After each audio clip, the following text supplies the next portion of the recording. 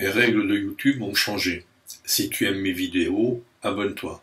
Clique sur s'abonner. Clique également sur la cloche pour ne pas rater mes prochaines vidéos. Clique sur le pouce en l'air, c'est bon pour mon référencement.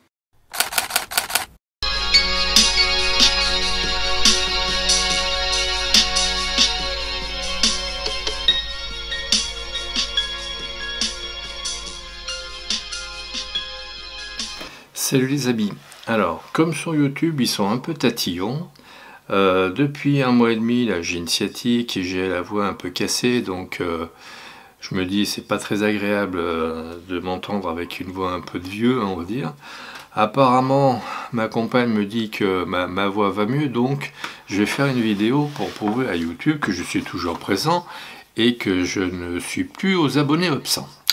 Donc, j'ai eu le temps de cogiter 2-3 petites choses pendant que je ne faisais pas de vidéos sur YouTube. Je me suis dit, quelle est la chose la plus importante quand on fait des photos? Eh bien, j'espère que vous mettrez en pause pour réfléchir. La sensibilité, effectivement, avec une mauvaise sensibilité, vous n'avez pas la bonne profondeur de champ, vous n'avez pas la bonne vitesse d'obturation, etc., etc. Donc ce qui est super important, c'est la bonne sensibilité. Alors comment fait-on pour avoir la bonne sensibilité? Bon, par exemple, aujourd'hui, le temps est un peu gris, il y a du vent, etc. Donc on a besoin de beaucoup de sensibilité. Comment sait-on la bonne sensibilité quand il fait gris? Eh bien simplement vous prenez la sensibilité maximum à laquelle puisse aller votre appareil photo, du style par exemple 65 000 ISO. Je ne parle pas de H1, H2, hein, c'est simplement la vraie sensibilité sans les extensions. Donc vous prenez cette sensibilité là, vous la divisez par 4 et là vous êtes sûr d'avoir la sensibilité maximum à laquelle votre appareil photo peut aller en ayant de bonnes photos, sans bruit, sans artefacts intempestifs. Donc avoir la bonne sensibilité, c'est important. La plupart du temps, on arrive à avoir une sensibilité de 3200, 6400, voire 1600 ISO. 1600 ISO par un temps un peu gris, c'est super sympa. Là, je regarde là ma fenêtre, ouais, il fait gris, 1600 ISO, c'est vraiment le strict minimum. Et 6400 ISO, c'est sympa. Ça permet d'avoir une vitesse élevée, une profondeur de champ élevée également. Alors, pourquoi mettrait-on 3200 ISO, par exemple, quand on a un beau soleil?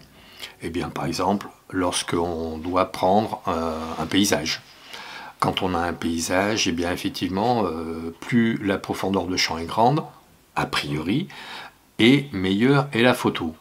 Il y a beaucoup plus de détails, etc. Sauf si effectivement vous faites un paysage qui est à 2 mètres de vous et il n'y a pas beaucoup de profondeur de champ exigée.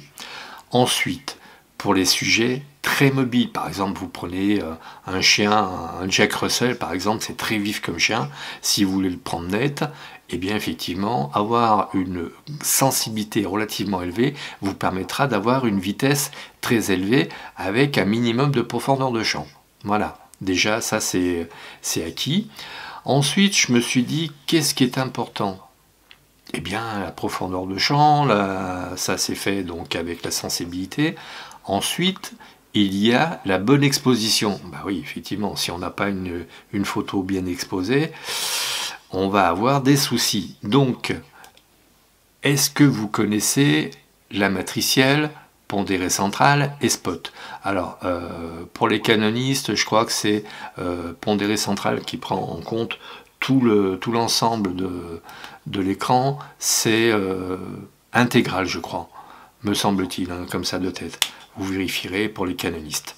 Sinon, vous avez la pondérée centrale, c'est à peu de choses près, c'est un mixage de la spot qui effectivement prend un point juste, par exemple sur le pif, et puis ne tient compte que de cette lumière-là et beaucoup moins du reste. Et la pondérée centrale, c'est un mix de la centrale, spot, et un peu de ce qui se passe autour du point central. Donc là, c'est un mix. J'espère pouvoir vous montrer des photos parce que bon, comme j'ai une sciatique, j'ai du mal à me déplacer, enfin une sciatique à la jambe gauche, hein. C'est extrêmement douloureux, ça va un peu mieux, donc là mon médecin me dit de faire des séances de kiné, bref, donc je dois marcher, donc c'est ce que je vais faire.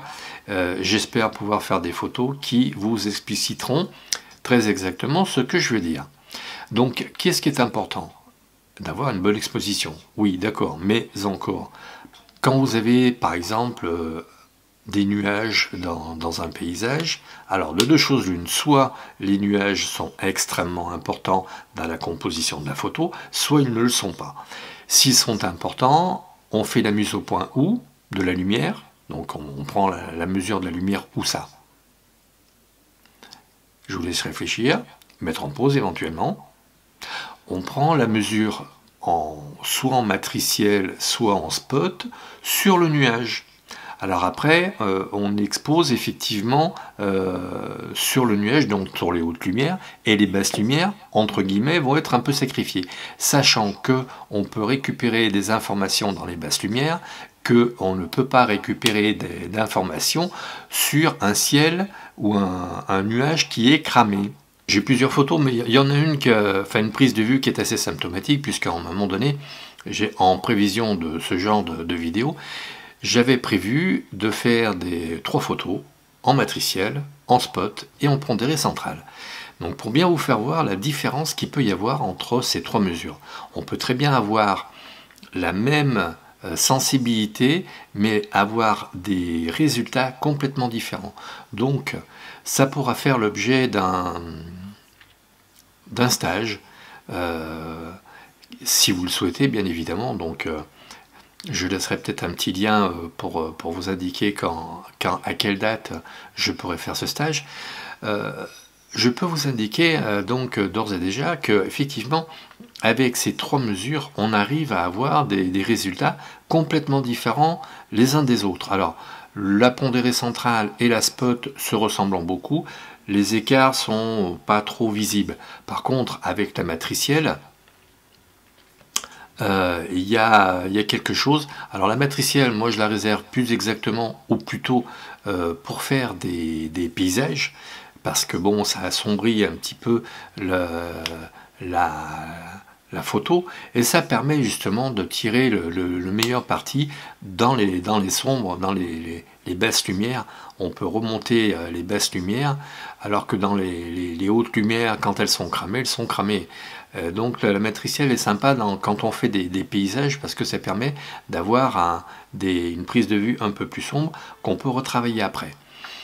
La pondérée centrale, comme la spot, j'ai plutôt parlé de la spot parce que la pondérée centrale c'est un peu comme la spot. Donc avec la spot, quand on fait par exemple la mise au point de façon précise, soit sur un mur comme je vous ferai voir tout à l'heure, soit sur un mur, soit sur le nuage, on a une mesure complètement différente. Donc maintenant je vais essayer de vous faire voir ça en photo, et puis je vous dis à tout de suite. Alors comme on peut le voir sur cette photo, les hautes lumières sont cramées. Il n'y a aucune définition, quasiment aucune définition dans le nuage qui est très très blanc. Tout simplement parce que en fait la cellule a tenu compte surtout du mur qui est tagué, qui lui a besoin d'être éclairci. Donc à un moment donné, je n'ai pas trop de définition dans les nuages parce que il n'y a pas eu assez de lumière pour éclairer ou pour donner de la définition à ce nuage. Comme on va le voir dans la photo qui va suivre, il y a plus de détails tout simplement parce que l'exposition a été faite en conséquence sur les nuages. Cette photo-ci, au contraire, donc comme elle a été exposée sur les nuages, donc on a beaucoup de définition dans les hautes lumières. Donc la photo a été faite avec un temps beaucoup plus bref, enfin bien plus bref pour parler français. La photo a été faite avec un temps de pause bien plus bref, parce que on ne veut pas avoir trop de lumière et donc on ne veut pas cramer les hautes lumières. Donc effectivement, le mur qui est tagué, lui, n'a pas reçu assez de lumière. Donc il est sombre. Alors, on va me dire, oui, mais cette photo-là est trop sombre. Oui, effectivement, elle est un peu sombre, mais une fois que l'on a retouché un tout petit peu la photo, eh bien, elle est parfaitement présentable. Les hautes lumières sont préservées complètement et les basses lumières, on va dire, ont un peu plus de pep que dans la photo précédente. Donc, dans ces cas-là, il faut exposer sur les hautes lumières. On récupère un petit peu, enfin on récupère carrément dans cette photo-là, on récupère les basses lumières et on arrive à avoir une photo complètement bien exposée. Un peu du style des HDR où on fait plusieurs photos pour avoir une photo parfaitement bien exposée et dans les basses lumières et dans les hautes lumières. J'espère que cette vidéo vous aura convaincu que de l'importance de la mise au point de la lumière. Comme on a pu le voir sur les photos que je vous ai fait voir précédemment, l'importance de la mise au point de la lumière est super importante. Alors, comment faire? J'allais dire, c'est très simple. Vous avez une photo qui est de paysage, donc vous vous mettez en matriciel. Vous faites la mise au point de la lumière là où vous pouvez, ou là où vous souhaitez que la lumière soit respectée, et vous faites votre photo. Après, comme la photo sera peut-être un peu plus sombre que si elle avait été faite avec en mesure spot, donc vous pouvez retoucher un petit peu les basses lumières et avoir toujours de la définition un petit peu partout. Quand vous êtes en spot, c'est surtout pour des points très précis. Par exemple, vous avez un joli nuage qui est en forme de cœur, qui est en forme de tête de lion, enfin qui représente quelque chose, et vous voulez que ce nuage soit respecté dans son intégralité, c'est-à-dire dans sa forme, mais aussi dans sa texture. Donc, qu'est-ce que vous faites? Eh bien, vous vous mettez en mesure spot, par exemple, ou éventuellement matriciel, mais spot c'est mieux. En mesure spot, vous mesurez le point le plus lumineux de votre nuage et vous exposez pour votre nuage. Alors c'est vrai que la mise au point de l'autofocus avec la touche AEL Lock, c'est sympathique et c'est là tout l'intérêt de cette touche, c'est-à-dire qu'on fait la mise au point de la lumière là où on le souhaite et on recadre correctement notre photo. Voilà. Alors c'est vrai que ça demande un peu un certain coup de main, mais une fois qu'on est habitué à utiliser la fonction lock, on ne peut plus s'en passer. D'ailleurs, j'ai été gravement déçu par le D850 que je n'ai pas, qu'on ne m'a pas prêté. Mais bon, quand je regarde les caractéristiques techniques ou quand je regarde les vidéos qui en parlent, il n'y a pas de bouton lock.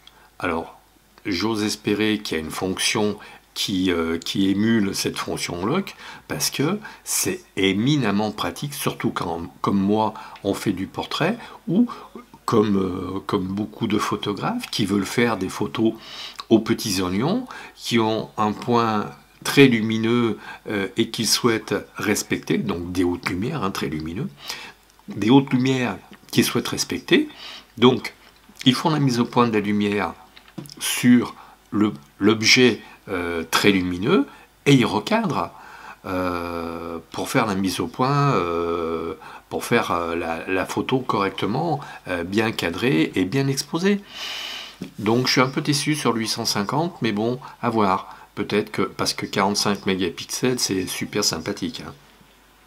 Pour faire des recadrages, c'est quelque chose de bien sympa. Alors après, bon, on peut ne pas aimer avoir des posters immenses ou on peut avoir la faculté de recadrer. On va dire qu'il y a certains photographes, entre guillemets puristes, qui disent il faut cadrer juste. Oui, certes, mais enfin, bon, on a droit à l'erreur aussi. Hein.